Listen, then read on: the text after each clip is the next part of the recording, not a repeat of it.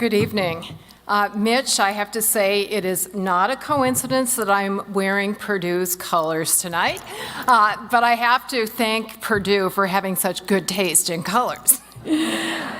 It's a great honor to have the opportunity to sing the praises of one of my free speech heroes, and it's also been a very enlightening and inspiring experience, because having this honor has given me the opportunity and the excuse to reread some of Mitch Daniels' many inspired and inspiring writings.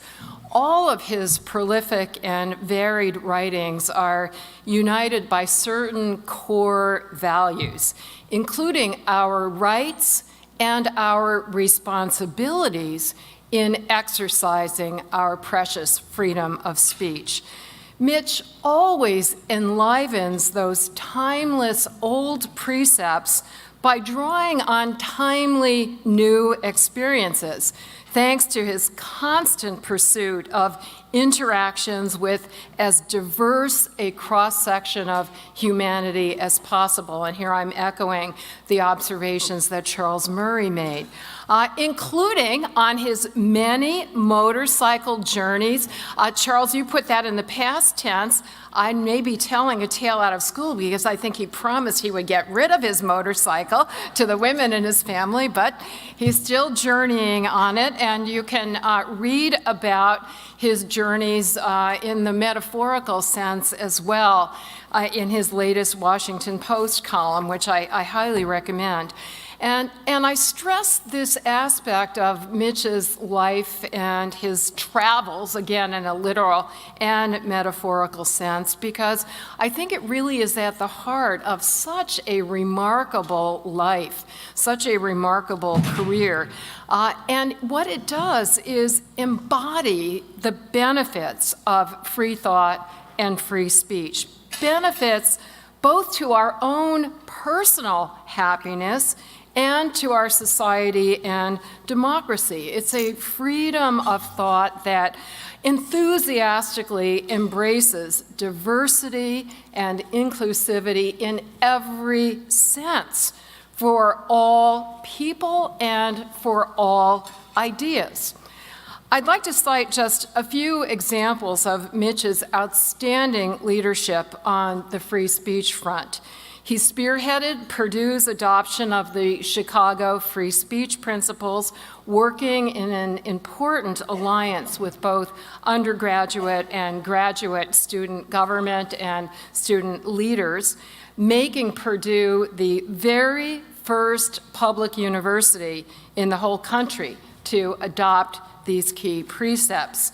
He also ensured that Purdue went beyond just paying lip service to abstract principles, as some of the universities that have signed those principles, important a step as that is, they have not taken the next step, which Mitch made sure occurred at Purdue, and that is the revision of specific policies that were inconsistent with those principles. And that earned Purdue the top free speech rating from FIRE, the Foundation for Individual Rights in Education, a coveted so-called green light rating that at that point had been earned by only 20 colleges and universities out of the more than 400 that FIRE rated. Moreover, Mitch initiated a path-breaking free speech training segment in Purdue's first-year orientation program, which should serve as a model for other campuses. I took, again, the opportunity of making this presentation to actually look at it. You can easily find it on YouTube. It is fantastic. And Mitch generously has said that other campuses are free to model it. It seems to have been very, very well received with the students. It's consistent with free speech principles, but it's very engaging. Students do role plays, and I couldn't recommend it more enthusiastically. I'm going to confine myself to one more example of Mitch's free speech leadership, and that is, despite great pressure to deviate from the free speech principles in the face of specific controversial speech on his campus, he has staunchly abided by them. And again, you know, now there are something like 47 signatories to the Chicago Principles. Again, that's fine, but a number of them have actually then deviated from those principles when they face particular controversies. And that has not happened at Purdue. For example, almost exactly 1 year ago today, when white supremacist posters appeared on Purdue's campus, Mitch courageously defended the free speech rights of the people who put them up, while he also appropriately used his free speech to condemn their message. And at the very same time, he even-handedly defended the free speech rights of a Purdue faculty member who was highly critical of that stance and who had diametrically opposite views, but who was equally controversial. Namely, this faculty member supported the Antifa and founded an Antifa organization on campus whose anti-fascist ideas include advocating violence. So Mitch has been uniformly and consistently supportive of the principles in reality.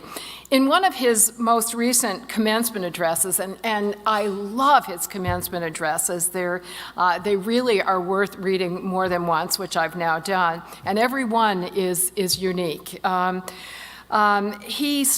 one of them recently, he stressed the value of humility, which is indeed a bedrock of free speech and free thought. As the great Judge Learned Hand memorably put it, the spirit of liberty is the spirit which is not too sure it is right. And one of the sages that Mitch quoted in his speech on that eternal theme was Marcus Aurelius, and in tribute to Michael, I like to quote a classic sage here, and Mitch also quoted him for putting it this way: "Short-lived are both the praiser and the praised." Well, in this case, I hope that that prophecy is not true for the praiser, yours truly, but much more importantly, I hope that it is not true for Mitch Daniels, who has justly earned the praise that all of us are bestowing upon him tonight. Mitch, as much as you have already accomplished, as much as you have already contributed to so many important goals and commitments of this wonderful organization, ACTA, we look forward to many, many more contributions for a very long time. Thank you.